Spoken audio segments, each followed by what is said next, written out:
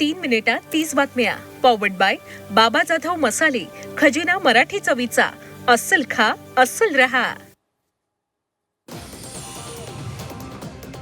खाजगी शाळा पुस्तकांच्या नावाखाली अवाजवी पैसे आकारताय. तर NCERTचे पुस्तक 65 रुपयांना मिळत असेल तर तेच पुस्तक खाजगी प्रकाशकाकडून खाजगी शाळांकडून जबरदस्तीने 750 रुपयांना विकलं जात आहे. पुस्तकांच्या किमतीत 10 पटींचा फरक आहे. त्यामुळे पुस्तकांच्या नावाखाली होणारी फसवणुकीवर आळा घालण्याची मागणी पालकांनी केली आहे. अमेरिकेची अंतराळ संस्था नासानं आर्टेमिस अवकाशात प्रक्षेपित केलं. या मोहिमेत 4 अंतराळवीर चंद्राच्या दिशेने निघाले. 50 वर्षांनंतर प्रक्षेपित झालेली ही पहिली मानवी चंद्र मोहीम आहे. तर अपोलो कार्यक्रमानंतर चंद्राभोवती प्रदक्षिणा घालणारी ही पहिली मानवी मोहीम आहे. ही मोहीम म्हणजे नासाच्या 2 वर्षाच्या आत चंद्रावर उतरण्याच्या प्रयत्नांची सुरुवात आहे. आम आदमी पक्षाचे राज्यसभा खासदार राघव चड्डा यांची पदावंती करण्यात आलेली आप पक्षानं राघव यांना राज्यसभेच्या उपनेतेपदावरून हटवलं. राज्यसभा खासदार अशोक मित्तल यांची नवीन उपनेते म्हणून नियुक्ती करण्यात आली. पक्षानं एका पत्राद्वारे राज्यसभा सचिवालयाला याची माहिती दिली.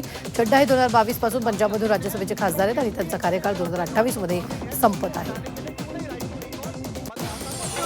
भारतीय जनता पक्षाचे नेते शुभेंदू अधिकारी यांनी कोलकाता येथील भवानीपूर विधानसभा मतदारसंघातून उमेदवारी अर्ज दाखल केला. रोड शो दरम्यान गृहमंत्री अमित शहा यांची उपस्थिती होती. यावेळी मोठ्या संख्येनं नागरिकांची उपस्थिती होती.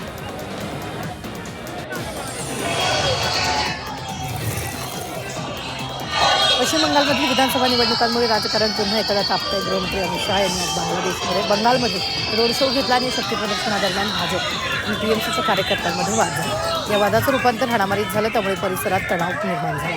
दरम्यान पोलिसांच्या उपस्थितीमुळे वाद मिटला. इराणची सरकारी वाहिनी प्रेस टीव्हीनं शाहेद ड्रोन अमेरिकन F-15 लढाऊ विमान यांच्यातील हवाई लढाईचा एक व्हिडिओ प्रसिद्ध केला.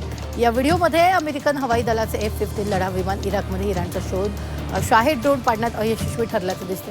हा व्हिडिओ सोशल मीडियावर व्हायरल झाला असून त्यामुळे इराण अमेरिका संघर्षातील दोन्ही बाजूच्या लष्करी क्षमतांमुळे पुन्हा एकदा चर्चा सुरू झाली. इराण, इस्रायल आणि अमेरिका यांच्यातील युद्ध बऱ्याच काळापासून सुरू आहे. त्यामुळे संपूर्ण जग संकटात सापडले. अहवालानुसार 2000 जहाजं, 20,000 खलाशी, अन्न आणि पाणी यांचा तुटवडा जाणवतोय. तर इराणच्या आदेशामुळे होर्मुझच्या सामुद्रधुनीतील जलवाहतूक थांबली आहे. तर हजारो खलाशांचे जीवन धोक्यात आले. मध्य पूर्वेत सुरू असलेल्या युद्धाच्या पार्श्वभूमीवर इराणच्या इस्फहान शहरात शक्तिशाली स्फोटांनी हादरलं. त्यामुळे हल्ल्यामुळे शहराचं मोठं नुकसान झालं. काही भागात इमारती कोसळल्यानं अनेकांचा मृत्यू झाला तर काही लोक गंभीर जखमी झाले.